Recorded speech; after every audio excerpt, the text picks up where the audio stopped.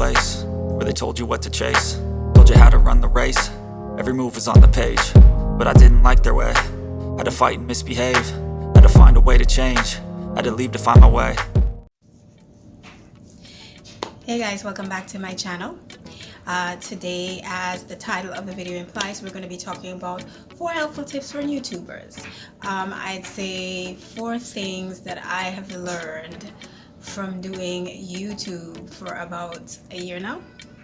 So as the first tip is, you have to be willing to allow yourself some level of vulnerability. You have to be willing to be a tiny bit vulnerable, especially if you're maybe someone like myself who is super hypercritical, self-critical, and who is a little bit of a perfectionist, or if you're someone who nitpicks things a lot. For me, doing YouTube forced me essentially to realize that as much work that I've done on myself, there's still a lot of work. It literally held a mirror up and allowed me to see that there's still a lot of work that I have to do as far as self-acceptance and just sometimes allowing. I can't tell you how many videos, I think if you look at my video count, it's like 33 videos. I probably would have had a lot more if it were not for the fact that I would nitpick things so much. I can't tell you how much footage I've thrown out because I didn't like the lighting here. I didn't like my facial expression here. I didn't like the way that I said this particular thing here. If I had used all the footage I tossed out, I probably would be maybe at like 45 videos now. You know what I'm saying? And I'm not saying that you cannot make an effort to put forward the best product that you can in terms of your video. I'm just saying that sometimes you just have to let some things go. You just have to be willing to let some things go, especially when you're starting out. You are going to make mistakes. All of this for me is still a learning process. I'm still not completely comfortable in front of a camera. I can sit and have an entire conversation or discussion by myself, or even when I'm practicing some of what I want to discuss off camera, and it's like the minute I get on camera, everything just floats away. So you have to be willing to make a few mistakes here and there. You have to be willing to accept that the first couple of videos that you put out, maybe the first 100 videos that you put out, there's going to be flaws, there's going to be errors.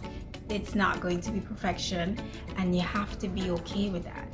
And how you allow yourself to be okay with that is by giving yourself credit for when you do make small accomplishments, or when you do have small wins. For instance, you filmed today after not filming for 2 weeks. Give yourself a pat on the back. You managed to edit a video that's been sitting there for the last couple of days. Give yourself a pat on the back. By so doing, you encourage yourself to film more. As you learn the ropes in YouTube, you're going to make mistakes. Don't forget to pat yourself on the back for your little wins. That's important. Tip number 2 is pretty simple. Laugh often. Be willing to laugh at yourself often. You're gonna need it, because I'm telling you, like, even I'm filming this video, I can't tell you, if I tell you how many times I have pressed the stop and start button, how many times I've gone back and we filmed and we said the same thing over and over again, and there is that initial inclination to want to just beat yourself up and be like, oh God, maybe today's not a filming day. Oh God, I can't do this today. What's happening to me today? And you just gotta push through it and laugh at yourself, which is what I have gotten into the habit of doing. I remember watching a video when I first started where a young lady said, one of the things that you can do to make this whole process easier is by actually scripting your videos, especially videos like this one where you have talking points and so on. I'm gonna tell you something.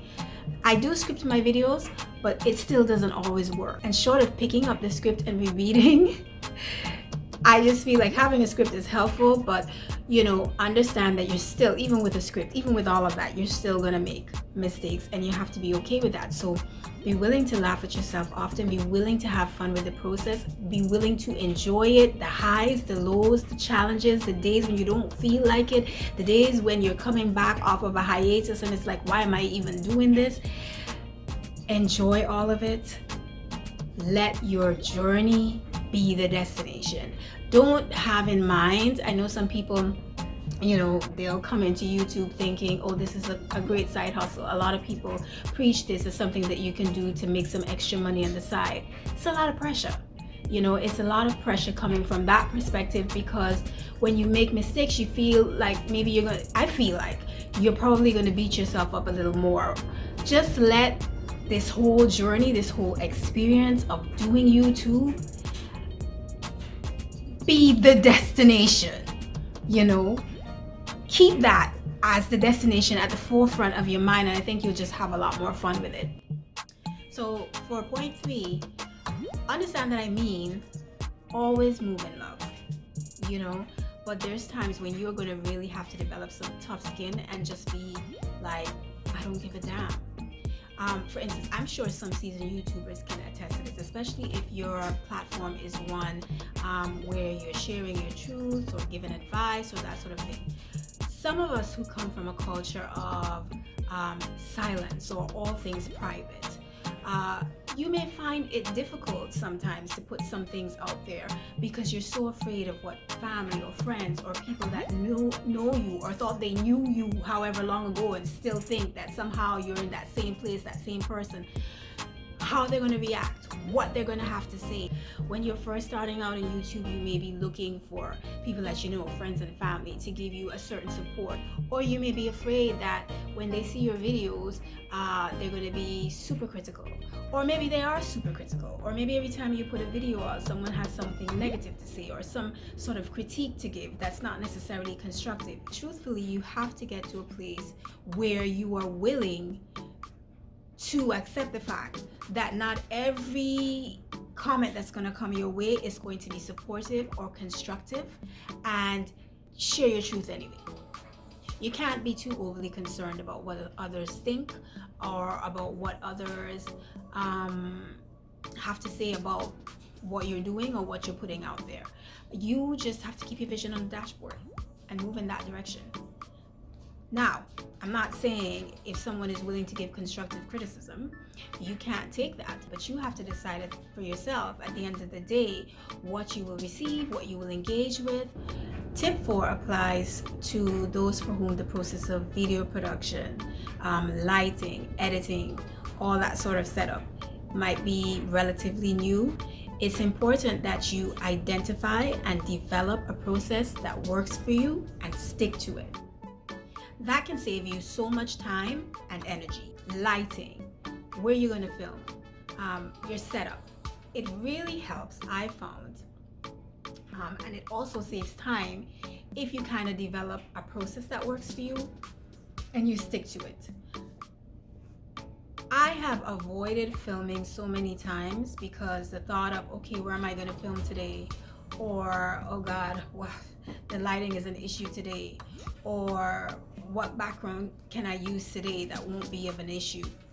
And I just feel like if you find a time of the day that works best in terms of lighting, if you find, let's say you do, like I do food videos, if you find a setup that works for you in terms of camera angles and camera lighting, stick to it.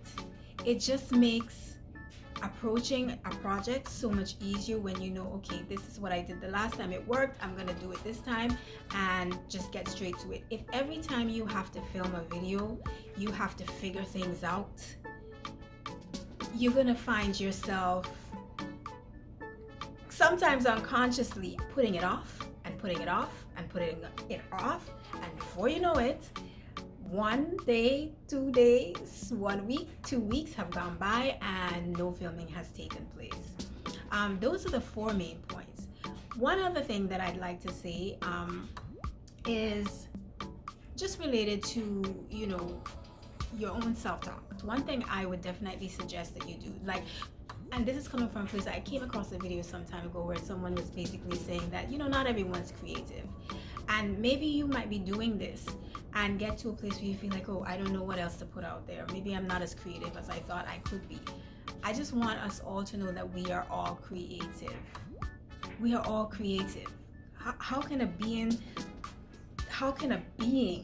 and I mean all of us, this fabulous, this magnificent, not be creative as our creator? So know that we are all creative. I just think that for some of us, we haven't all tapped into it. And sometimes what happens essentially is that, you know, because we haven't all tapped into it, because we have those limited beliefs that, okay, some people are just naturally creative, some of us aren't, or some people have to work at it. We are all creative. You just have to allow yourself. And so one of the things that, because I used to be one of those people who would always, I remember I'd always say to my mom, I'm not creative, I'm not a creative person. And I've realized that the minute I started thinking more on a positive level and started telling myself, I am creative. How is it possible that I am not creative? I am creative. We're all creating every damn day, whether we realize it or not. And so once I started really addressing those beliefs, it's amazing how many ideas, how many, you know, just how many things come to you. But one thing that I would suggest is, especially in filming, when you're doing videos that pertain to trending topics, work on it, put your video together, and do all of that before you watch anything else that anyone else has put out. Because I think sometimes what happens is you run the risk of being so inspired or so affected by what someone else has put out. You know, it affects your individuality in the process. Like for instance, when I was doing my Thanks video, it occurred to me, well, why don't you watch some other reviews that others have done on things? And then I said, nah, because then maybe, you know, I've already had my experience with the product. Maybe now listening to what someone else has to say might somehow, whether I'm conscious of it or not, impact, you know, what I have to say or the way in which I project that. And I want the video to reflect me. So I said, okay, nah, I'm just going to do my video, and where it lands, it lands. And then if I choose to watch anyone else's video afterwards, I'll do that. And so, you know, that's one thing I'd suggest, is definitely tap into your own creativity. Like, truly, there's very little that's new under the sun, and it's okay to be inspired by others, but sometimes I think we get lost in what other people are doing. We get dazzled by it so much so that then it trumps what we can put into or feed into the process. So that, I think, is the last tip that I'd give. I don't even know how I'm telling y'all, I don't know. Filming videos for me sometimes, especially talking videos, I am a talker. But I find that sometimes when I get in front of this camera, I'm going to have to start telling myself that you guys are just friends and family.